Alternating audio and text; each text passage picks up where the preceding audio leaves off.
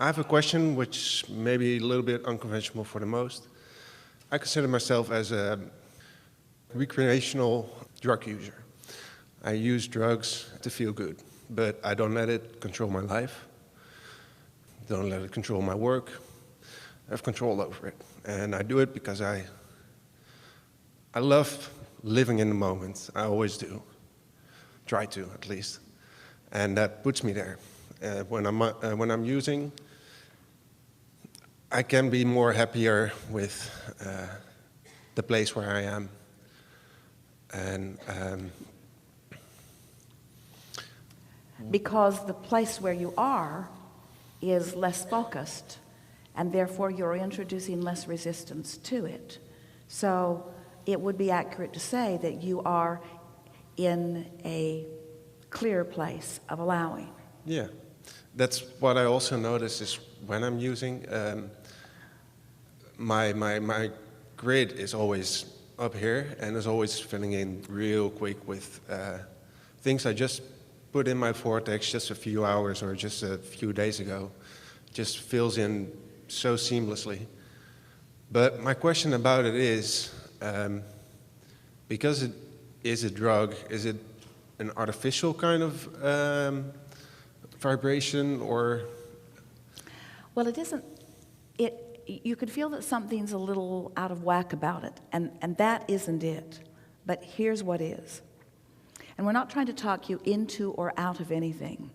And we like that you find a way that gives you some relief from resistance. In other words, we see benefit in that to some extent. But in light of what we've been talking about in these hours that we've been together, this will be a really easy platform for you to understand the answer to this question. So we're talking about vibrational momentum. And we're talking about the focusing with the intent of establishing a vibration and maintaining it long enough that there is, let's find the perfect word.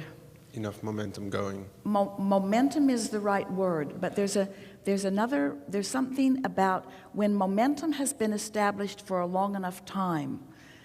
Our friend was asking about learning, and we want to integrate learning with knowing, and we want to integrate learning with knowing with being.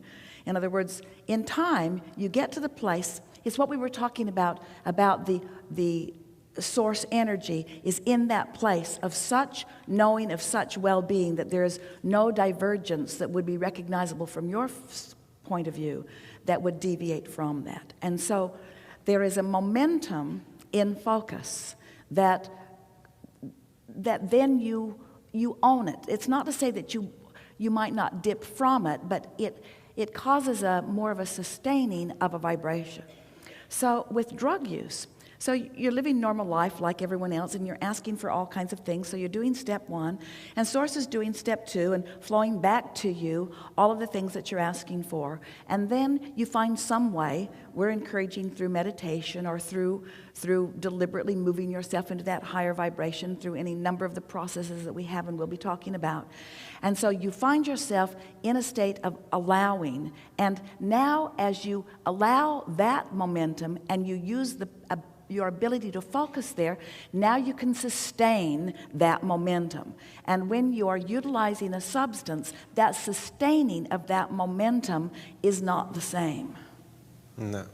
In other words, there's an allowing of it, but there's not a... We've said in the past, and we'll say it here, and then we will re-emphasize it in light of this new discussion that we're having that makes it even clearer, that the use of many substances can put you in a place where you are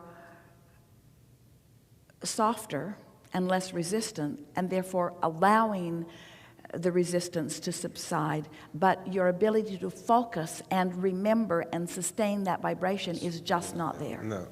It's just not there. So it is a temporary solution. Now hear this. You're really going to like this. It's the same, we really like this. It's the same advantage that your slumber gives you.